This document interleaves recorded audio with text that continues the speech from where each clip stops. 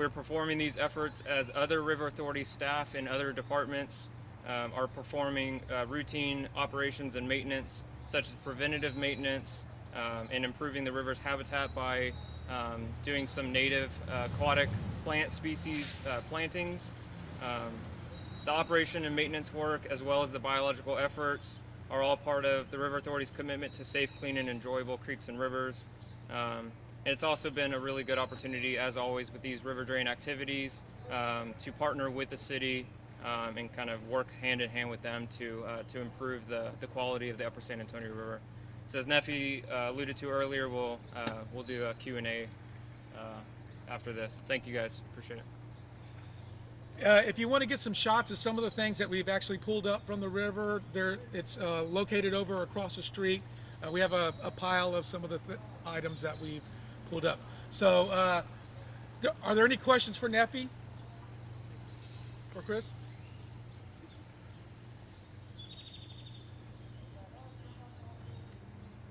I answered all their questions. Yes. Chris? The next time we drain, well, everything indicates that in about 2 years we're going to do it again. It'll probably be the main loop and maybe a portion of this area, but we'll certainly hit the main area, the main bypass in about 2 years. You, Chris?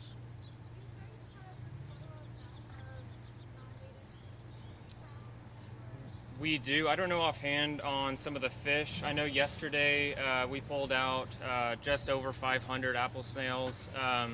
All 500 were donated to Southwestern University for some research on demographics and genetic work that they're doing. So we have a long-standing partnership with them, and so that's great to see.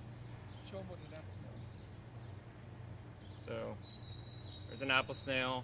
We found anything from about quarter size, no, I guess maybe about penny sized all the way up to apple sized, if you will. So this is a pretty average size right here. Just set it up here.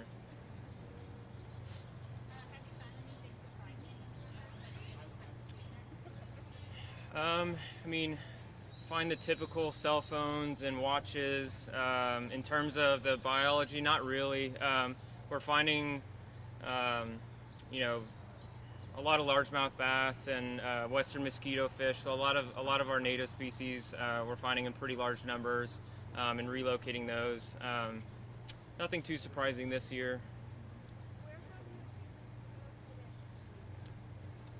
So we have kind of designated relocation zones, and those are the lower and upper extents of the draining. So the upper extent would be the tunnel inlet area upstream of the Pearl, and the lower extent would be south of Nueva Street. There are also some pockets of water where we work hand in hand with our watershed Parks Department and the city to kind of learn where those pockets of water are really going to hold steady through the week, and we'll relocate some fish in there through the main drained area, I guess.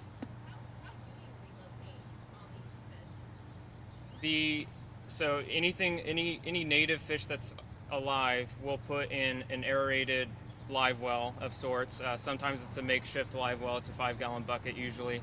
And we'll transport those via UTV, like the one you see over there. And we just dump them back into the river. So.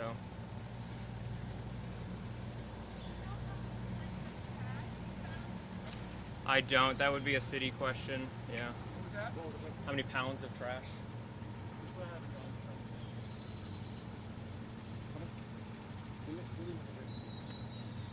Introduce yourself. Good morning. My name is Jose Salazar. I'm the operation manager for stormwater operation within Public Works. We still haven't had accumulation of how much tonnage we're picking up. We had a delay yesterday because of the rain, but once we get that established, we're able to make it available for you guys. But a lot of the stuff that we found out there has been the normal stuff, like was mentioned. A lot of chairs, a lot of Mardi Gras beads.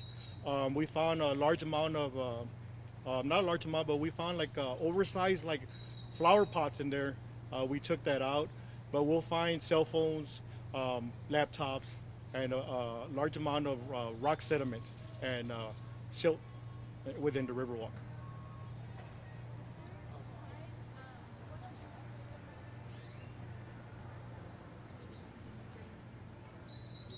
What other types of efforts are going to be made to get trash out? It's ongoing.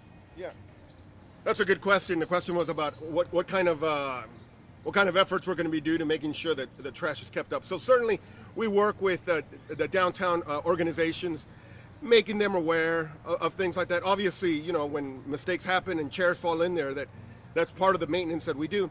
But the other thing that we do is we really encourage visitors and to have them understand the natural value of the river is. So just, you know, there's some the Amigos. There's a group that also participates in helping keeping the downtown area, you know, keeping it tidy and keeping it clean.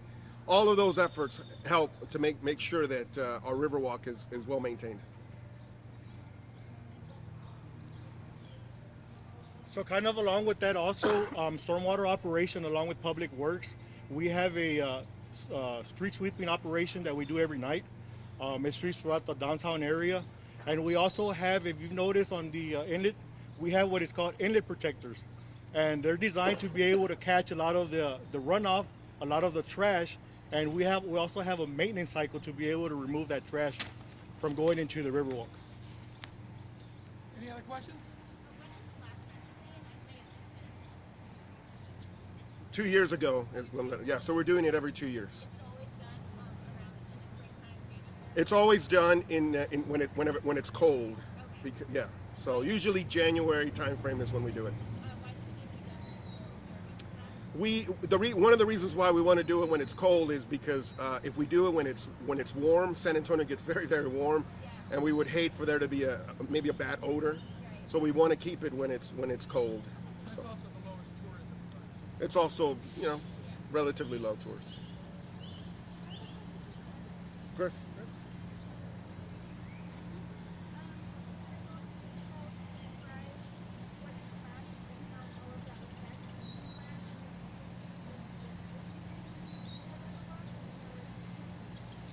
Yeah, so I would say that the trash, it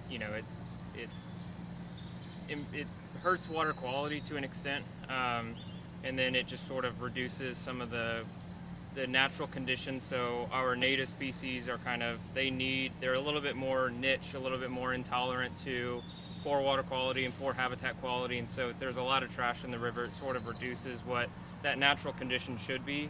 The non-native species like the tilapia and the plecostomus and the apple snails are more generalist species. They can kind of exist in really any sort of condition, and so that's why a lot of urban systems, you know, it's not unique to San Antonio. A lot of the urban systems that have these conditions are prone to having a non-native tilted system, and so if we can utilize events like this to remove some of those and kind of shift the balance a bit, that's one of the strongest, you know, one of the best parts of this from an environmental standpoint.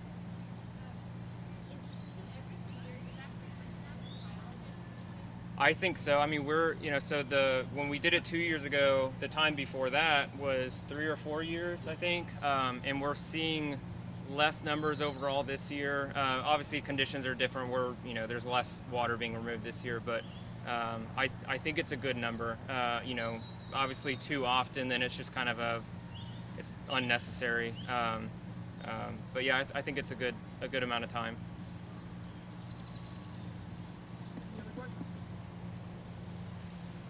Okay, Chris and Nephi will be available for individual interviews if you want to do them. I want to thank everybody for coming out, and remember the river.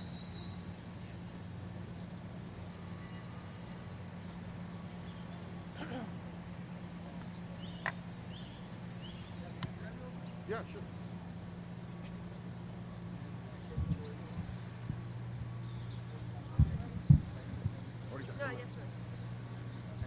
Not too bad, not too bad. Oh, thank you. I did a little loop thing. So I went to New York recently, and I make it look so easy. Right? I went to New York. I gave you a scarf.